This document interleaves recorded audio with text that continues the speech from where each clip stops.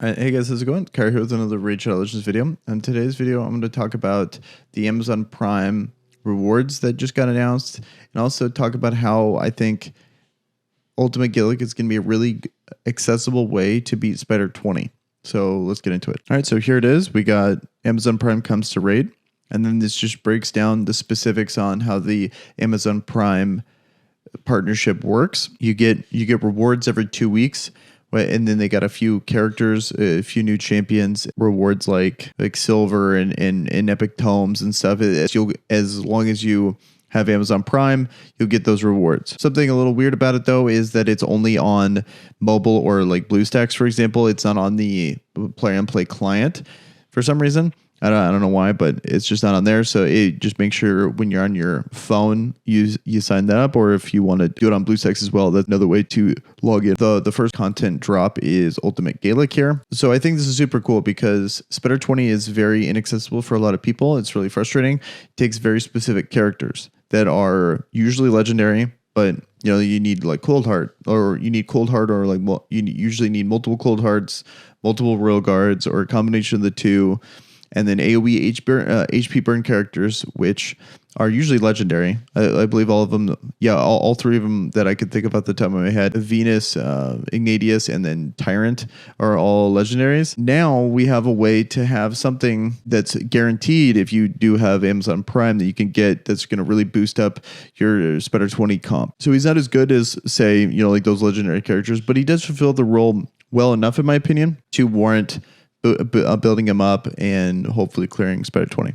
So let's get into his kit here. So here he is, Ultimate Galek. So I just want to skip right into the move that I think is going to be really important for Spider 20, which is his A3 here. So it attacks all enemies 2 times. Each hit has a 50% chance of placing a HP burn debuff on the target for 2 turns if the champion is under an increased attack buff. So you're going to want to pair him with some like speed booster, like, Core Grab, Seeker, something like that, to make sure he has an increased attack buff, but then each hit also has a 75% chance of decreasing the turn meter by 20% if the target's under HP burn. So how HP burn works in Spider is it's every single time a Spiderling or someone that has HP burn goes, every single person takes the percentage damage of HP burn. So that's how you're going to be able to beat Spider 20 with that. You have all the Spiderlings, they all go.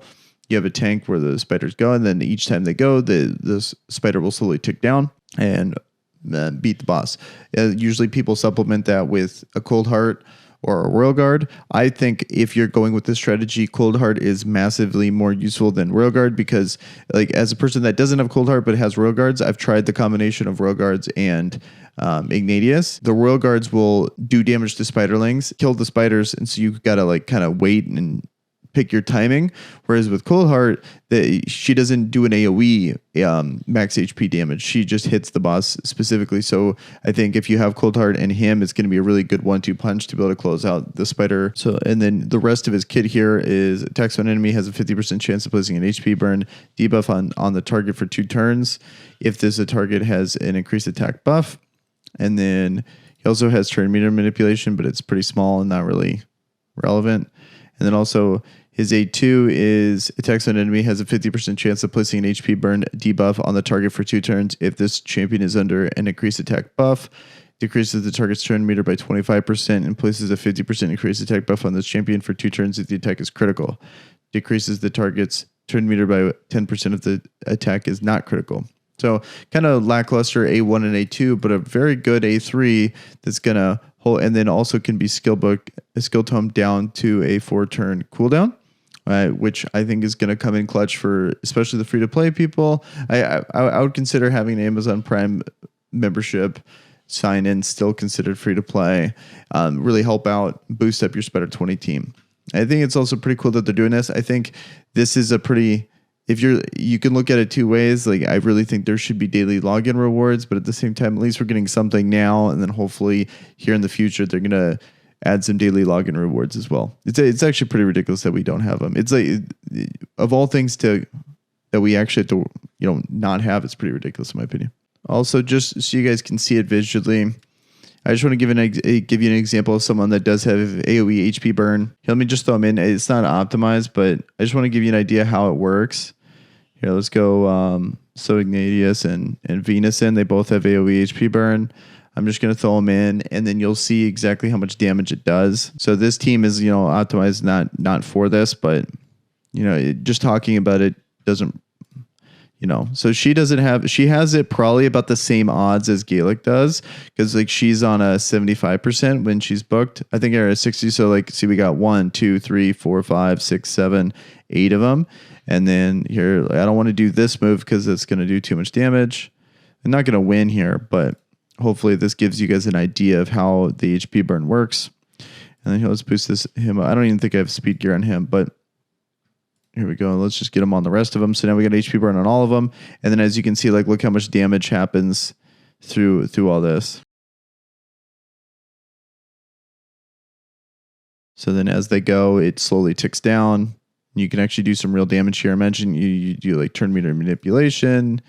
There's a lot of stuff you can do here to really beat the boss here just with HP burn alone. Like you can have like a tank, like a lot of people have a force affinity tank, stuff like that, to where all the spiders attack that person, and then they're super tanky. They have a lot of health, so they don't die. Maybe even a lot of resist, so they don't get poisons on them. And then you slowly whittle down the boss through turn meter, like reducing the turn meter. It's another reason why I think Cold Heart's one of the best for this kind of strategy, because she not only does a ton of damage to high health targets, but then she reduces the turn meter to 0. So then the spiders are just going to keep going, and whereas the big spider won't eat them and heal up. Hopefully that kind of shows why I think Galek's going to be so good at Spider 20 is something like that kind of strategy. With that, I figured let's close up the video. I'm going to talk about the other 2 characters that are eventually going to come through on the Amazon Prime partnership. And so now we got Valla here, a relatively good speed at 99. Good. It looks like she's she's based on defense, damage based on defense character. Has a good base, stat of 1400. I like that a lot. Well, let's see her kit. So her A1 is attacks one enemy 2 times. Each hit increases damage by 15% if the target's under a shield buff. So it already looks like a arena character. And then we got her A2, which is removes all shield buffs on all enemies, then attacks all enemies, has a 30% chance of placing a 60% decreased defense buff on all enemies for 2 turns. So it ends up being a 50% to place the decreased defense buff. So I think that's pretty good. I was noticing, because I got Madame Ceres. I think Madame Ceres fulfills the role of this significantly better already. Being able to remove the shield, I've been noticing, being able to remove the shield buffs off characters and then placing the decreased defense is really clutch in arena. And then you have the follow up like AoE nuker. So she's going to fulfill that role. It's a guaranteed character that fulfills a very similar role to Madame Ceres. So pretty niche. Like Madame Ceres is good like in so many other areas, whereas this is just I guess I'm just saying this is just a very effective move for arena. I don't like that it's only a 50% chance. I'm used to people like Tyrell and Madame Ceres, having it at 100%. It wouldn't be consistent. I think this is going to be for if you don't have any other better options. This is at least a guaranteed way that you can have that move in arena that is very impactful. And then her A3 places a shield buff on this champion for 3 turns equal to 20% of their max HP. Okay, so then we got her A3, which is places a shield buff on this champion for 3 turns equal to 20% of their max HP. Also places a 60% increased defense buff on this champion for 3 turns. And then it also fills the turn meter by 50%. So I feel like this move is very counterintuitive for a couple reasons. First of all, she's a defense scaling character. Her shield is based off HP. And then it's only for herself. She's not there's nothing on her kit so far. Yeah, nothing on her kit so far that makes people attack her. You would need to do that with gear, like either probably a provoke set. I'm not a fan of this move at all. And then it's for a 3 turn, but then she's giving herself turn meter. So then she's just gonna run through the move. So it's essentially just she's just gonna go again. It's not like it's actually gonna be for the full 3 turns. And then she's just does damage. So she boosts her own damage, which is kind of cool, I guess. She does boost her own damage and then does damage if they have shield buffs, but you're going to run through the shield buffs like pretty quickly. You're only going to want to go once. So you do this. I'm overall not really a fan of her as a character. I think mainly you would bring her if you don't have a good way to, like, you always want to have that setup character for arena. Like, for example, like Venus, Tyrell, Dracomorph where you put the defense down, you put the weakens out, clear, or Madame Saris is another good example where you cleanse the buffs and then put defense down, and then you have your AoE nuker go after. She's gonna fulfill that role, but I just don't think she's gonna fulfill it as well as any of those characters I just listed. And the rest of her kit's kind of meh. You know, I wish her shield was based on defense. You know, like Valkyrie's is based on how much defense she has, and you can see like a massive shield. I think a lot of people are very familiar with how good her shield is. So I wish it was something similar that instead of a defense character basing it off of HP at least. So I think she's okay. And then lastly, we got Whisper here, Void Epic. So it's kind of exciting. There's, you know, usually Void Epics are pretty good. So let's get into her A1 is attacks when enemy has a 50% chance of placing a 25% weaken debuff for 2 turns. It's okay. And then her A2 is attacks when enemy has a 50% or places a 50% increased attack buff on this champion for 1 turn before attacking. If the target has higher max HP than this champion, will ignore defense if the target is under a weakened buff.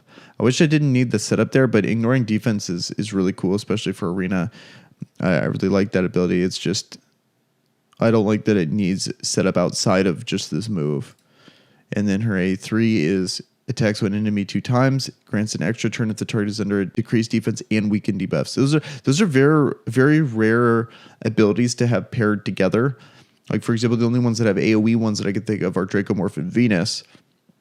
And then, you know, you got Rosin eventually everyone will get if they go for the fusion, but he could only do it on 1 character. So it's just kind of unfortunate that a lot of her stuff is based on things that need pre-set up from rare characters. And then her passive has a 10% chance of granting an extra turn whenever this champion lands a critical hit, increases damage inflicted on bosses by 20%. So I'm seeing this, a lot of this stuff is very boss dependent. I think she could actually be, you know, I would be interested to see how much damage she actually does. It's really hard to say. So you would actually have the setup, like in a clan boss setting, you would actually have this setup where you could go like Draco. Well, ideally you'd have Draco or Venus, but most people would have Rosin. Put that move on. She can increase attack, and then if she has a higher max HP, will ignore defense if it's under a weaken buff. Then she has a 10% chance of going again. I'm curious to see how much damage she actually does. And she's placing her own weekend. Put her in like Relentless gear maybe. Like, I think you could do something pretty fun. She could go again. And then you have Relentless gear. Or, so I don't know. I think it's a long shot, and it would be a big investment to do something like that. But, you know, I think it could be pretty fun. But overall, I'm kind of iffy on this character. It would take a lot of setup, to make this character maybe good if the character actually hits really hard. So overall, that's what I think. I think the one I'm most excited for is Ultimate Galek. For a lot of people, I'm probably not going to build him because I have better options. But I did want to bring up that I think he's very good for people that don't have those options for Spider 20. It's a very a frustrating dungeon for a lot of people, so that's why I'm going to bring it up. All right, guys. Well, that should do it for me in this video. If you like content like this, please consider subscribing. It really helps with the channel, and you guys have a good one. Peace.